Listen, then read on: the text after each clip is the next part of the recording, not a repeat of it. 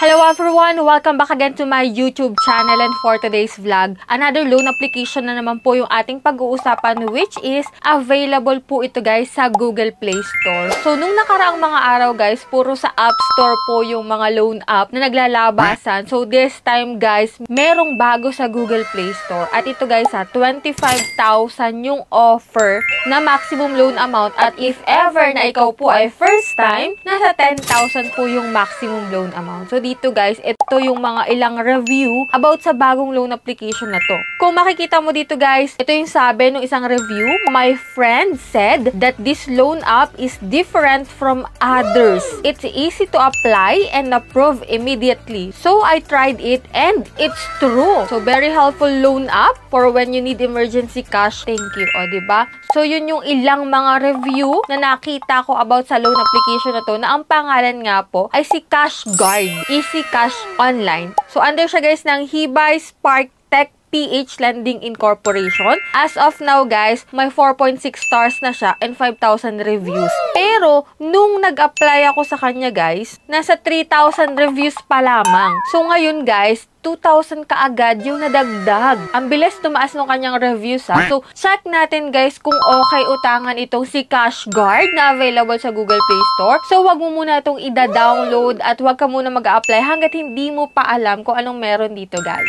At syempre, bago natin pag-usapan kung anong meron dito kay CashGuard, sa mga gustong sumali dyan sa aking pa-weekly Gcash giveaway, so nung Monday po, nag-announce po ako ng 5 lucky winners. And this time guys, kung gusto mong ikaw na yung susunod na manalo, syempre, i-click mo na yung subscribe button, turn on the notification bell, at syempre, wag mo kalimutang i-like at mag-iwan ng comment dyan sa comment section. So, every last Monday of the month naman, may isa kong pipiliin na mananalo sa aking pa-cellphone giveaway. And last Monday nga nitong May, nasend na po natin yung cash sa isang lucky winner natin. O, diba? Napakaswerte niya. Malay nyo kayo na yung susunod. Kaya stay connected, stay tuned lang dyan. Anyways, kung kayo naman dyan ay naghahanap ng mauutangan online, at ito nga, may bagong labas sa Google Play Store. So, check na natin kung anong meron dito kay CashGuard. So, if you're interested, keep watching.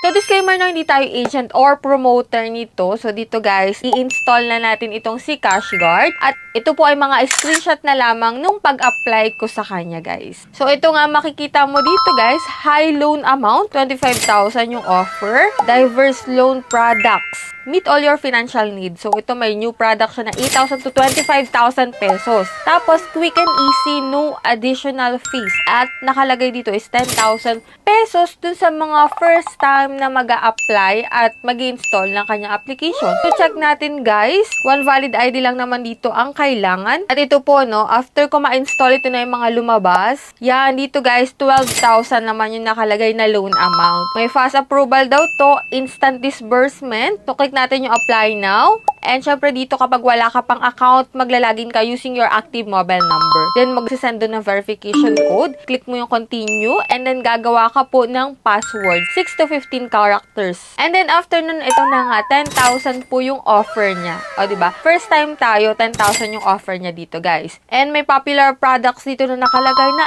8,000. So click natin yung apply now sa taas. At ito po yung mga fill upan dito, personal information. Sa contact information, 3 number lang po yung hihingi nila. And dito sa work information, no need na po ng other documents, one valid ID lang. At ito po yung mga ID na pwede dito guys. Which is itong UMID, passport, TIN ID, driver's license, SSS ID, postal ID, voters ID, and itong GSIS ID, PRC ID, OWA ID, national ID, and PhilHealth ID. Yan yung mga pwede dito guys. And after nun, ito, merong mga new plan, which is ito nga bagong-bago, 6,000 yung minimum up to 24,000 pesos. So, meron naman ditong Cash Plan F, which is 2,000 to 8,000 pesos. Same din kay Cash Plan E. So, dito tayo guys sa new plan, 6,000 to 24,000. So, click natin guys yan. And after nun guys, magko-confirm loan dito. Ilang minutes po, i-evaluate nila yung ating pinasa na information, and dito maglagay tayo ng withdrawal method kung saan natin pwedeng ma-receive yung pera, which is pwede po sa GCash, Maya, GrabPay, RD Pawnshop, M. Luhulier, or Coins. And after nun guys, ito yung lalabas. May confirm loan dito, May Cash Plan A, 3,500 po yung offer. Cash Plan C, which is 3,500 din. So, i-click natin yung view details. Makikita mo dito yung management fee. Ito po yung sa interest, which is 122. Account manage fee, 319 pesos. Service fee is same, 319. Risk fee, 319. Credit fee is 321 pesos. So, dito guys, wala na pong ibang nakalagay, kundi itong management fee lang. Hindi nakalagay dito guys kung magkano yung marireceive mo. Kung i-add natin to lahat guys, umabot po ito ng 1,400 yung management fee nila. Kung ikaw ay maglo-loan ng 3,500, ilas po natin yung 1,400, which is 2,100 na lang po yung pwede nating ma-receive if ever man na 3,500 yung offer sa atin. At ito pong management fee is 1,400. So, 2,100 na lang. So, ang hindi natin dito nakita guys at hindi niya pinakita talaga kung kailan tayo pwedeng magbayad. Kung i-check kong muli guys, si CashGuard, may new plan ulit siya na offer dito which is 4,000 up to 16,000 pesos. So, click ko lang yan guys.